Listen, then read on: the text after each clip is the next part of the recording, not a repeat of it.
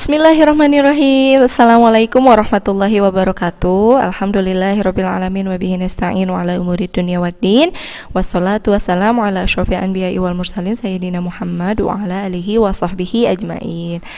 Oke, grade 8 bertemu lagi bersama Ustazah Adiba pada mata pelajaran IPA, masih dengan mapel biologi. Oke, anak-anakku, gimana?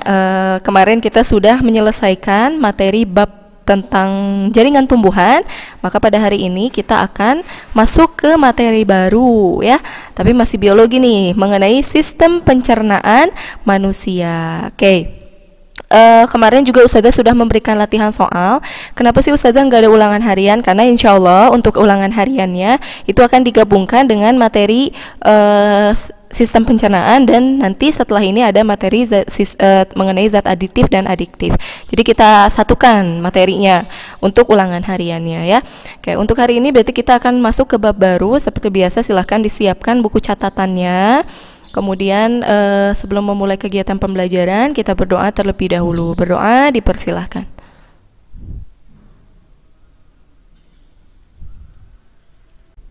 Oke, selesai.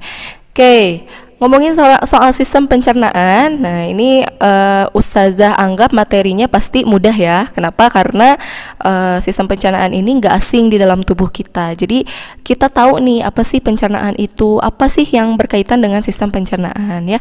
Nanti mungkin kita akan belajar tentang makanan, dan di sini udah ada gambarnya tentang organ-organ sistem pencernaan ya. Oke, kita lanjutkan dulu. Nah, di sistem pencernaan ini kita akan mempelajari apa saja ya. Jadi tujuan pembelajarannya itu ada 4. Di sini Ustazah akan menjelaskan, nanti kita akan bagi menjadi 2 pertemuan. Pertemuan pertama itu khusus membahas mengenai makanan ya. Oke, kalau sistem pencernaan kan pasti kaitannya dengan makanan ya. Nah, jadi nanti yang pertama itu menyebutkan unsur-unsur nutrisi makanan. Jadi di dalam makanan itu ada kandungan apa aja nih. Nah, ini kita bahas di nutrisi makanan. Kemudian yang kedua mengidentifikasi bahan makanan ya. Nah, nutrisi makanan itu kan ada karbohidrat, lemak, dan protein. Nah, nanti nutrisi makanan ini kita akan uji coba. Walaupun nggak bisa praktek, tapi mungkin Ustazah akan menunjukkan video asli untuk mengujinya gitu, untuk menguji bahan makanan tersebut. Oke, nanti kemudian pertemuan berikutnya kita akan masuk ke bagian-bagian yang mengolah makanan tadi ini ya, yaitu organ-organnya ya. Ada apa saja di organ-organ sistem pencernaan, nanti kita akan bahas. Baru yang keempat nanti akan mengidentifikasi proses pencernaan. Jadi bagaimana pencernaan itu bisa masuk, berarti dari mulai mulut sampai dengan dikeluarkan kembali. Nah, kita akan bahas berkaitan dengan, nanti berarti ini berkaitan dengan organ-organ pada sistem pencernaannya ya. Oke, untuk pertemuan sekarang Ustazah akan fokus membahas dulu tentang makanan ya. Nah, kita masuk ke nutrisi makanan terlebih dahulu ya. Sesuatu yang bisa dimakan itu baiknya adalah yang mengandung nutrisi ya, karena baik untuk tubuh kita. Tapi kalau misalnya dia nggak mengandung nutrisi, berarti dia nggak baik untuk tubuh kita, dan sebetulnya tidak layak untuk dikonsumsi. Jadi kalau makanan nggak ada nutrisinya nih, berarti nggak bagus gitu ya. Nah, sekarang kalian selama ini suka makan ya, tapi nggak tahu nih kandungannya apa aja. Oke, mungkin kalau waktu SD pernah dibahas, tapi nggak terlalu mendalam. Kayak di sini Ustazah sengaja mengambilnya ayam penyet, karena ayam penyet itu ternyata mengandung hampir seluruh kandungan nutrisi makanan. Ada apa aja sih di ayam penyet ini? Ada apa aja sih kandungan makanan yang harus kita pelajari? Oke, yang pertama di sini ada nasi. Nah, nasi ini ternyata jenis karbohidrat ya. Di sini ke jenis-jenis karbohidrat banyak, nggak cuma nasi, tapi yang biasa kita konsumsi itu adalah nasi ya. Nah, kemudian ada lemak. Nah, lemak ini ada di ayamnya ya. Nah, lemak itu selain di ayam juga ada di ikan, ada di alpukat, ada minyak ya. Nah, kemudian ada protein. Nah, protein berarti ini tahu ya. Tahu ini mengandung protein, kaya akan protein. Protein juga banyak ya, hampir sama kandungannya seperti lemak. Kenapa Ustazah kok sama? Jadi dua-duanya mengandung lemak. Ikan ini mengandung lemak, mengandung protein juga gitu ya. Tapi kalau tahu ini memang kandungan proteinnya cukup tinggi. Kemudian di sini ada sayuran, di sini gambar buncis ya. Nah, dia mengandung vitamin. Vitamin biasanya terdapat pada sayuran dan buah-buahan berwarna kebanyakan ya. Nah, ini adalah nutrisi makanan yang akan kita pelajari. Ada karbohidrat, lemak, protein, dan vitamin, dan masih ada lagi yang lain. Nah, untuk membahas nutrisi makanan sebetulnya itu dibagi menjadi dua kelompok ya. Kelompok yang pertama itu sudah sebutnya kelompok makronutrien. Makro itu besar, nutrien itu nutrisi. Jadi makronutrien adalah nutrisi yang dibutuhkan oleh tubuh dalam jumlah yang besar. Jadi kita butuh nutrisi-nutrisi ini di dalam tubuh kita dengan jumlah yang banyak, yang besar ya. Ada apa aja? Ada karbohidrat, lemak, dan protein. Kalau ada makro pasti ada mikro ya. Nah, apa mikronya? Nah, ini ya. Nah, ini nutrisi yang dibutuhkan oleh tubuh tapi dalam jumlah yang sedikit. Ustazah boleh nggak sama sekali? Nggak boleh, tetap harus ada ya. Nah, di sini ada air, kemudian ada vitamin dan mineral. Mineral itu ada magnesium, ada yodium pada garam gitu ya. Masih banyak lagi. Nah, untuk vitamin, vitamin itu kenapa sih masuknya mikronutrien padahal penting untuk tubuh kita? Karena dari makanan yang kita konsumsi itu sebetulnya sudah mengandung banyak vitamin. Jadi kita nggak mesti banget gitu mengkonsumsi vitamin secara khusus karena sebetulnya sudah ada di dalam makanan-makanan yang kita konsumsi. Tapi karena makanan-makanan sekarang itu biasanya nggak sehat, jadi akhirnya dikonsumsilah vitamin secara terpisah ya. Semuanya dibutuhkan oleh tubuh, tapi jumlah atau komposisinya berbeda ya. Oke, itu adalah kelompok dari nutrisi makanan. Nah, kita bahas satu-satu nih dari mulai karbohidrat ya. Oke, karbohidrat itu fungsinya apa sih? Karbohidrat ini yang paling penting karena dia merupakan penghasil energi utama. Makanya kenapa kalau orang Indonesia itu sarapannya pakai nasi ya? Kenapa? Biar kuat gitu, karena mau menjalankan aktivitas. Nah, kalau di luar negeri juga sama. Misalnya orang-orang suka pada makan roti gitu kan ya. Nah, roti juga masuknya adalah karbohidrat ya. Jadi dia ini merupakan penghasil energi utama dan merupakan penyambung energi paling besar ya. Jadi nutrisinya itu paling besar menyambungnya. Jadi, nah kalau mau butuh energi banyak makan karbohidrat ya. Tapi karbohidrat juga dia ini memiliki struktur yang amat sangat kompleks dibandingkan dengan nutrisi makanan yang lain. Nah, jadi proses pengolahannya pun di dalam tubuh itu berulang kali, berbeda dengan protein atau lemak. Dia hanya 1 atau 2 kali. Tapi kalau karbohidrat itu dari mulai mulut sampai dengan usus halus itu dirombak. Saking strukturnya kompleks ya. Nah, kemudian di sini ada jenis-jenis karbohidrat. Nah, kenapa disebut kompleks? Karena dia strukturnya itu banyak ya. Dari mulai yang hanya sakarida itu karbohidrat ya. Jadi kalau monosakarida berarti karbohidrat yang rantainya itu 1. Nah, kalau disakarida berarti kumpulan dari monosakarida. 2 monosakarida kita sebut disakarida. Kemudian polisakarida diambil dari kata poli. Poli itu adalah besar, banyak. Maka poli itu berarti kumpulan dari monosakarida dan disakarida ataupun disakarida dengan disakarida yang lain ya. Nah, kemudian Ustazah juga mau menginfokan nih, kenapa sih kalau misalnya orang diet itu harus mengurangi nasi atau mengurangi karbohidrat? Karena tadi karbohidrat itu strukturnya dia kompleks dan sulit untuk dirombak gitu, PR-nya banyak gitu. Akhirnya banyaklah orang mengganti karbohidrat dengan nutrisi lain, misalnya protein ya. Oke, sekarang kita akan bahas untuk karbohidrat jenis yang pertama yaitu monosakarida dulu ya. Oke, karbohidrat jenis monosakarida itu dibagi menjadi 3. Yang pertama ada glukosa. Glukosa itu biasanya terdapat pada gula pasir biasa yang biasa kita konsumsi dan juga gula batu ya. Nah, biasanya glukosa ini karena dia gula asli monosakarida, struktur pertamanya karbohidrat, jadi dia sangat manis. Kemudian yang kedua ada fruktosa. Fruktosa ini adalah jenis gula pada buah ya, biasanya nggak terlalu manis. Dan ada galaktosa. Galaktosa ini nanti dia akan dipecah menjadi susu. Jadi galaktosa ini adalah penyumbang gula pada susu ya. Kayak tadi glukosa yang paling manis karena dia strukturnya yang paling murni ya. Nah, kemudian ada karbohidrat disakarida atau dua rantai karbohidrat. Yang pertama ada sukrosa. Nah, sukrosa ini adalah gabungan dari glukosa dengan glukosa. Contohnya pada apa? Pada tebu. Biasanya gula pada tebu ya. Ini sukrosa. Kemudian ada maltosa. Nah, maltosa ini gabungan dari glukosa dan fruktosa. Tadi fruktosa itu gula pada buah ya. Nah, digabungkan dengan glukosa itu akan membentuk maltosa. Biasanya terdapat pada gula pada kecambah ya. Kemudian yang terakhir ada tadi kayak gabungan glukosa dengan galaktosa. Ya. Nah, ini gabungan glukosa dan galaktosa itu terdapat pada susu ya. Jadi laktosa ini adalah kandungan. Jadi susu itu punya kandungan karbohidrat juga. Oke, kita lanjutkan. Di sini ada lemak ya. Oke, lemak fungsinya untuk penghasil energi juga, tapi bukan merupakan penghasil energi utama. Nah, kemudian dia juga biasanya sebagai penahan lapar dan bisa juga menjadi pelarut vitamin ya. Kalau misalnya kita lagi lapar banget, terus kita makan lemak, biasanya langsung kenyang, tapi nggak tahan lama gitu ya.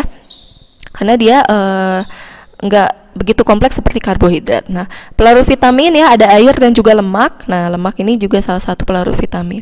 Oke, kemudian lemak itu dibagi dua, ada lemak nabati, ada lemak hewani. Kalau lemak nabati berarti biasanya pada tumbuhan. Kalau hewani biasanya pada hewan ya. Nah, sini contoh lemak hewani, di sini ada ikan salmon, kemudian ada daging juga. Dan untuk lemak nabati itu ada pada kacang-kacangan. Oke, kemudian ada protein. Nah, protein ini juga sama ya, dibagi menjadi dua, ada protein nabati, ada protein hewani. Protein punya fungsi sebagai sumber energi dan juga pembangun tubuh ya. Biasanya kalau untuk pembentukan tulang gitu. Nah, ini biasanya dari protein. Nah, biasanya ada orang yang dia itu tinggi banget gitu ya. Nah, itu biasanya karena kadar protein di dalam tubuhnya banyak. Begitupun dengan orang-orang yang biasanya ada penyakit atau kelainan yang disebut dengan kerdil ya. Nah, tubuhnya itu kerdil. Nah, itu berarti karena kandungan proteinnya itu sedikit atau kurang dari apa yang dibutuhkan oleh tubuh seharusnya. Nah, di sini ada sumber energi juga. Jadi, protein ini bisa menjadi pengganti karbohidrat. Makanya kalau misalnya orang-orang diet, tadi sudah jelaskan, ketika dia sedang diet biasanya nggak makan karbohidrat, tapi proteinnya dibanyakin gitu ya. Termasuk orang-orang binaragawan yang biasanya dia pembentuk otot. Nah, protein ini sangat penting dalam penyumbang pembentukan otot di dalam tubuh. Makanya kalau mau kuat itu harus banyak mengkonsumsi protein ya. Contohnya di sini ada protein nabati dan hewani ya. Kalau nabati berarti ada tempe dan tahu. Nah, kemudian dari kacang ya. Kalau misalnya hewani di sini ada telur ya, terutama telur bagian putihnya. Nah, kalau yang kuningnya itu biasanya banyaknya lemak. Kemudian ada juga ikan-ikanan atau lauk-laukan ya. Itu protein ya. Kemudian nah, ada vitamin ya. Nah, vitamin itu ada 5 macam. Ada A, D, E, K, B, dan C ya. Ada 5 macam ya. Nah, vitamin ini fungsinya untuk dia bisa juga untuk mengaktifkan reaksi-reaksi kimia di dalam tubuh, tapi juga menyumbang, dia nggak menyumbang energi ya, nggak nyumbang energi. Pokoknya yang mikronutrien itu nggak nyumbang energi. Nah, tapi juga dibutuhkan oleh tubuh. Nah, di sini vitamin ADEK ya, Ustazah singkatnya ADEK, A, D, E, dan K. Ini biasanya larut di dalam air. Jadi kalau misalnya kita mengkonsumsi vitamin ini, baik dari makanan yang kita makan langsung ataupun mengambil vitaminnya, mengkonsumsi vitamin secara langsung, itu harus dilarutkan oleh air ya. Nah, kemudian yang B dan C ini khusus dia larut di dalam lemak. Makanya tadi lemak fungsinya sebagai pelarut vitamin ya. Oke, itu mengenai nutrisi makanan. Ada makronutrien, ada mikronutrien ya. Mudah-mudahan bisa dipahami. Oke, itu. Baik, selanjutnya kita akan membahas mengenai bagaimana cara menguji atau mengetahui kandungan makanan yang sudah tadi kita pelajari ya. Nah, caranya dengan menguji bahan makanan tersebut ya. Oke, uji bahan makanan itu biasanya melibatkan zat-zat kimia ya. Nah, yang ini khusus harus dihafalkan. Oke, untuk uji makanan, nah ya di sini Ustazah punya tabelnya. Jadi kalian tinggal menghafalkan sesuai dengan apa yang sudah dilakukan percobaannya ya. Oke, untuk uji makanan di sini kandungan yang diuji bisa glukosa, karbohidrat, protein dan juga lemak ya. Kalau untuk ini uji makanan biasanya khusus untuk makronutrien. Nah, kemudian nanti cara mengujinya itu dengan menggunakan zat pereaksi atau kita sebutnya regen ya. Nah, regennya untuk glukosa itu bisa menggunakan Fehling atau menggunakan Benedict ya. Ada Fehling dan Benedict. Nah, nanti ketika makanan yang ditetesi oleh regen Fehling dan Benedict, kalau perubahannya menjadi merah bata, artinya dia mengandung glukosa. Paham? Mudah-mudahan paham ya. Nah, kemudian kalau untuk karbohidrat itu menggunakan lugol atau iodin. Iodin itu apa sih? Iodin itu ini betadin ya. Nah, betadin itu merupakan salah satu regen untuk menguji karbohidrat. Nah, nanti perubahan warna yang terjadi pada karbohidrat biasanya warna biru ya. Birunya persis seperti ini. Jadi biru gelap gitu ya. Nah, kemudian protein itu bisa diuji dengan menggunakan biuret regennya ya. Ketika ditetesi nanti akan berubah menjadi warna ungu. Dia menghasilkan endapan berwarna ungu. Dan untuk lemak itu mudah banget ya. Kalian juga sering nih nguji buat anak-anak cewek khususnya.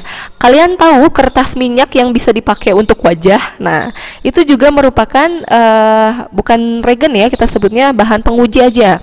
Nah, bahan penguji kertas, nah itu bisa untuk digunakan mengetes ada lemak atau enggak. Nah, ketika kalian pakai kertas minyak ke wajah, apa yang terjadi dengan kertasnya? Biasanya kertasnya berubah menjadi transparan warnanya ya. Nah, begitupun dengan unsur makanan tertentu. Kalau lemak kita minyak misalnya ya, minyak itu kan banyak lemaknya nih. Minyak kelapa, nah kita tetesin ke kertas atau kertasnya kita olesi minyak tadi, dan nanti dia akan berubah menjadi transparan. Oke, ini mengenai uji makanan yang ini khusus harus dihafalkan. Nah, Ustazah punya singkatannya nih biar mudah dihafalkan ya. Oke, tapi terkhusus untuk glukosa, karbohidrat dan juga protein ya. Karena kalau lemak itu mudah, tinggal pakai kertas hasilnya transparan. Nah, kalau glukosa, karbohidrat, protein kan bahasanya tuh asing ya. Nah, kita mulai dari glukosa. Kita singkat dengan gua paling benci meta. Nah, ini huruf-huruf yang Ustazah cetak tebal dan besar, ini adalah singkatannya. Gua diambil dari huruf G-nya. G-nya itu adalah glukosa. Paling kita ganti jadi Fehling. Benci kita ambil huruf B, E, dan N-nya menjadi Benedict, dan meta itu singkatan dari merah bata. Jadi gua paling benci meta itu adalah untuk menjadi glukosa, yang mana regennya itu adalah Fehling dan Benedict, hasilnya adalah merah bata. Nah, kemudian untuk karbohidrat. Nah, karbohidrat itu sudah singkat menjadi karena lu bilang. Lucu ya, karena lu bilang. Nah, K dan huruf A-nya itu mewakili karbohidrat, Lu-nya itu dengan menggunakan lugol, dan hasilnya itu dari kata bilang. B, dan I-nya itu adalah biru. Jadi hasilnya harus biru. Nah, untuk protein, protes, bicara, uang. Ya, protes, pro-nya kita ambil dari kata protein, bicara itu diambil dari kata B dan I-nya. Huruf B dan I-nya jadi biuret, dan uang, U-nya itu menjadi ungu. Ya, jadi protes, bicara, uang itu untuk menguji protein. Nah, kita ulang ya. Gua paling benci meta, glukosa, Fehling atau Benedict, hasilnya merah bata. Karena lu bilang, karbohidrat, lugol, hasilnya biru. Nah, protes, bicara, uang. Ya, protein dengan menggunakan biuret akan menghasilkan warna ungu ya. Gua paling benci meta karena lu bilang, protes, bicara, uang. Mudah ya? Oke, mudah-mudahan bisa memudahkan kalian untuk menghafalkan. Nah, selanjutnya Ustazah mau menunjukkan pada kalian biar lebih paham lagi gimana cara mengujinya. Ustazah mau menunjukkan video bagaimana cara menguji unsur-unsur makanan ini ya. Silahkan disimak.